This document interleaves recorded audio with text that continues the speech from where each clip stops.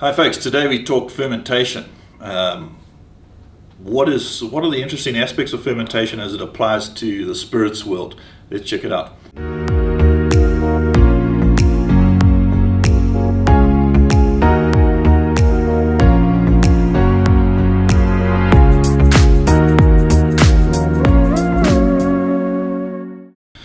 Okay, fermentation. So fermentation is a crucial part of the Earth's life cycle. It's been happening obviously since the dawn of life on Earth.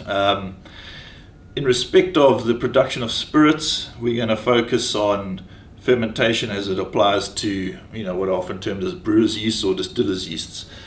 Now, fermentation is conducted in a controlled environment by a single yeast strain. Now there are hundreds of strains of commercial yeast, and there's thousands and thousands of them naturally. And yeasts have evolved over time with breweries, really, where a brewery that had developed its own sort of culture from the natural environment. All beer was once wild fermented. That had one yeast sort of dominate and produce a favorable flavor, had a natural selection advantage, and those yeasts started to evolve in different regions. Obviously, since Louis Pasteur came around, we understood how beer was fermented. Before, we didn't really know what was going on.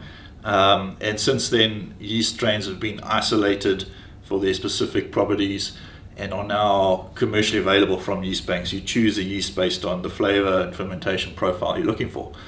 Now, what is a yeast? It's a wonderful little organism without which we wouldn't have alcohol.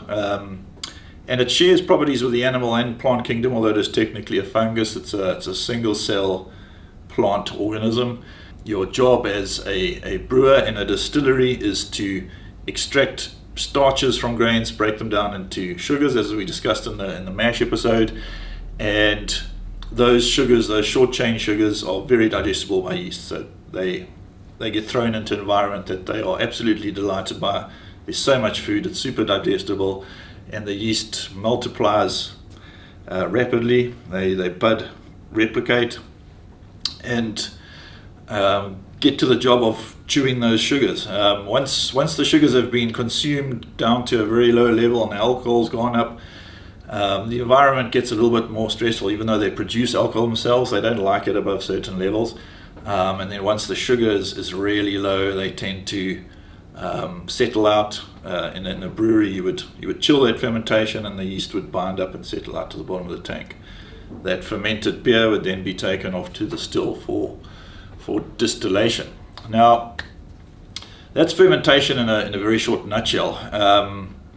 It is an area that has sort of been underappreciated in maybe the marketing around distilling, and is probably a little bit underexplored in terms of large-scale commercial production. So I think what we're going to see going forward is a lot more innovation by the smaller distilleries, the craft distilleries, the likes of Japan, the emerging single malts out of America, to play around with yeasts. And traditionally, distillers' yeasts were favored for their ability to just ferment to very high alcohol very efficiently.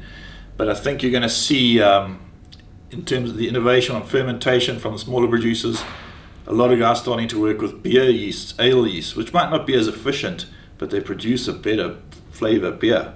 And that's logical to me, that if the beer tastes good, you're going to carry through some of that character into distillation. So I think it's an area where a lot of innovation is going to happen. A lot of brands are going to start talking about their fermentations, which was kind of underappreciated in the past, in my opinion. So I hope you enjoyed that. We talk about fermentation quite a bit in the rum world with wild fermentations and ester development. That's a whole separate subject, and we'll tackle that another time. Cheers.